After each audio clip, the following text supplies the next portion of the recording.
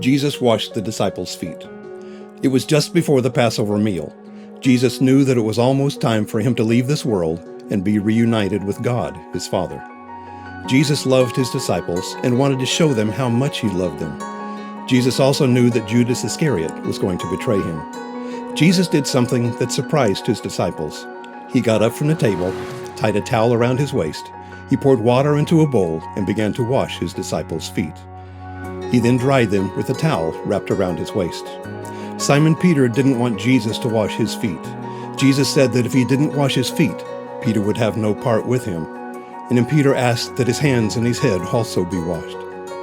Jesus told Peter that someone who is bathed doesn't need to wash anything except his feet.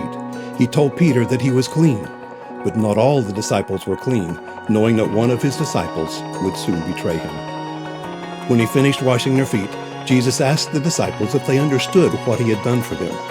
He told them that he did that for them to set the example. He wanted them to wash each other's feet. We just listened to John 13, 1 through 17, and what a great example of Jesus being a servant to his disciples and washing their feet. One of the main points we can take away from this is that people obey Jesus as a response to his love. So as we think about our devotion today, are you a servant? What is a servant? When we think about it, do we think about someone who is really, really low? Do we think about someone who just does everything you say?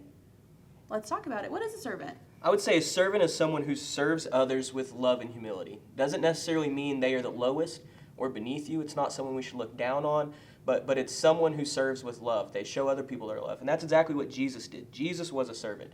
He showed his disciples his love by washing their feet. He wanted to give his disciples and us a clear example of how to serve and love others. Absolutely.